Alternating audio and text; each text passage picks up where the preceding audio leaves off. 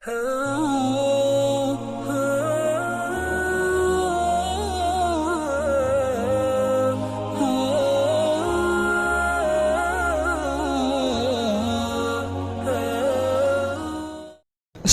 warahmatullahi wabarakatuh. Nama saya Azmi Rozali. Tadi pagi hadir, subuh kemarin hadir di Masjid Rahman. Saya di khutbah tadi menangkap Ustadz memberi stigma tertentu negatif kepada para pesantren hafiz, adik-adik kita yang sedang berjuang untuk menghafal Al-Quran saat ini, Ustaz. Dan itu hampir jatuh air mata saya mendengar hal itu disampaikan di khutbah. Pertanyaan saya adalah, sebelumnya kalau itu diucapkan oleh Presiden Amerika, kami sudah biasa, Ustaz. Saya sudah biasa. Kalau itu diucapkan oleh kaum buzzer yang membenci Islam, kami juga sudah biasa, Ustaz. Ini yang sekarang yang ngomong saya. Tapi kalau gitu kan? Sekarang yang bicara itu Ustaz, memang agak hampir jatuh air mata saya, Ustaz, mendengar itu. Jadi, kenapa Bapak jatuh air matanya? Apa saya menyerang orang rumah tahfiz? Iya, Ustaz. Bapak salah paham. Dari khutbah itu yang saya tangkap, itu Ustadz memberi stigma negatif kepada para kelompok hafiz Al-Quran. Terima kasih. Assalamualaikum warahmatullahi wabarakatuh. Assalamualaikum warahmatullahi wabarakatuh. Bapak kira saya bukan orang rumah tahfiz? Saya orang rumah tahfiz juga, Pak. Bapak kira saya bukan penghafal Quran? Saya penghafal Quran juga. Saya punya sanad Quran juga.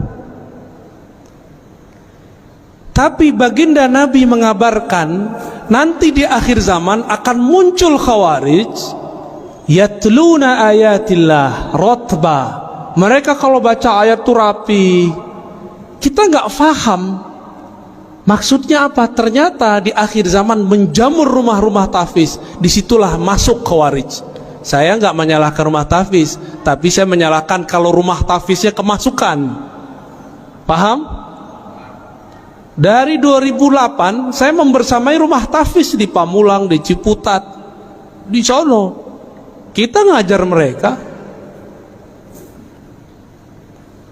Bahkan saya sampai sekarang masih ngulang-ngulang hafalan saya lah, ya. Masih. Nggak ada stigma negatif. Stigma negatif itu kalau rumah tahfiz sudah kemasukan, dan itu kejadian, Pak. Jamaah kita udah ngurus masjid sekian tahun. Ada anak tetangga ditaruh di rumah tahfiz.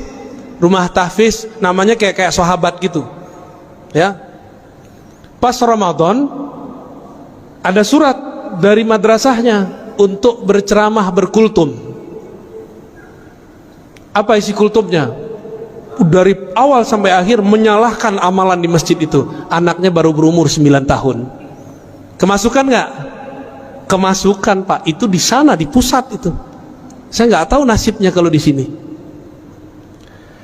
Maka supaya tidak kemasukan, tolong orang-orang sekitar atau praktisi tahfiz bersanad dalam Al-Quran, bukan hanya sanad bacaan, tapi juga sanad pemahaman.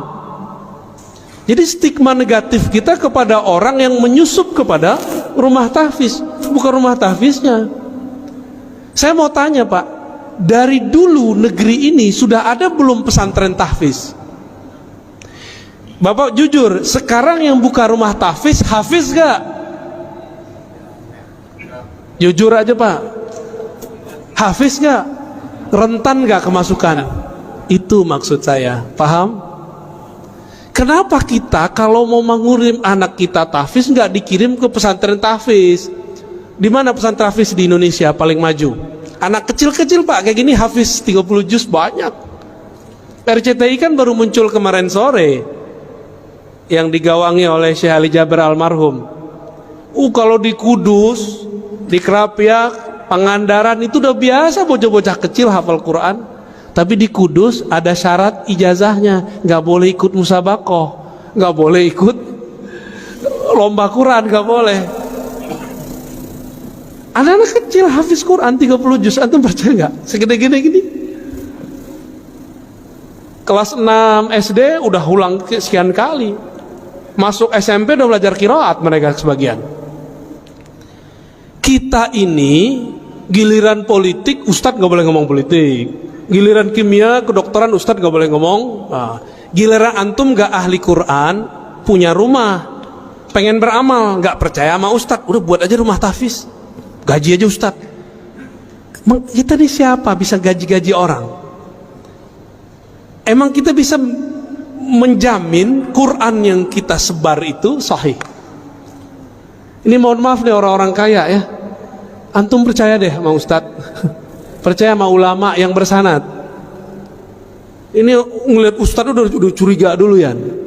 Akhirnya rumah tahfiz nggak dilepas-lepas, buat pesantren bangunannya doang. Banyak pak, saya udah jalan, orang kaya bingung mau beramal, dia buatlah pesantren, judulnya tapi gurunya nggak ada. Dimintalah seorang ustadz ngajar 3 bulan kabur, ganti lagi ustadz setahun bubar semua. Dia kira pesantren itu kalau ada bangunan terus tengahnya ada masjid berkubah terus ada kaligrafi, dia mengira pesantren itu begitu. Pesantren bukan itu pak. Pesantren itu guru murid, kiai santri, ngaji baru ada bangunan. Kalau orang sok beragama, dia buat bangunan dulu, dia kira bisa bikin pesantren. Paham? Yang ngerti pesantren siapa? Ulama. Yang ngerti buat jalan, buat bangunan siapa? Insinyur. Maka kami nggak urus pak itu. Kita ini sering membatas-batasi ustadz, tapi kita kemudian ngambil wilayah dia. Ya. Jadi kalau nggak pakar-pakar amat, lu serahin ke pakarnya. Rentan sekali. Dan Bapak percaya atau tidak, salah satu guru saya didatangi salah satu gerakan rahasia di dunia, saya nggak usah sebut, dan mereka mengatakan apa, disampaikan ke kita waktu itu. Ini Bapak percaya atau tidak, ini bukan stigma negatif. Rumah-rumah tahfiz, mahat tahfiz yang tidak jelas sanadnya itu proyeknya kami. Itu mereka yang ngomong tahun lalu,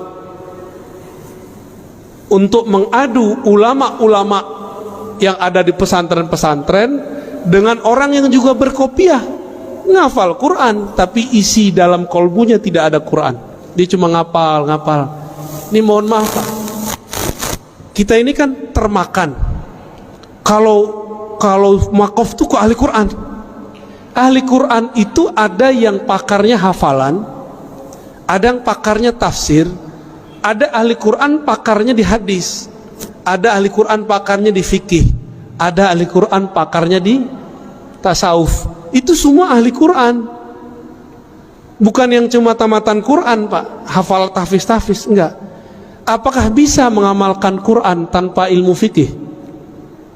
Apakah bisa mengamalkan Al-Quran tanpa ilmu akidah? Kan nggak bisa. Jadi tolong diluruskan pak ya, saya tidak pernah punya stigma negatif kepada penghafal Quran. Saya cuma mengkhawatirkan jika rumah-rumah tahfiz dibuat oleh orang yang bukan ahli agama, nanti kesusupan oleh kelompok khawarij. Itu aja pak ya.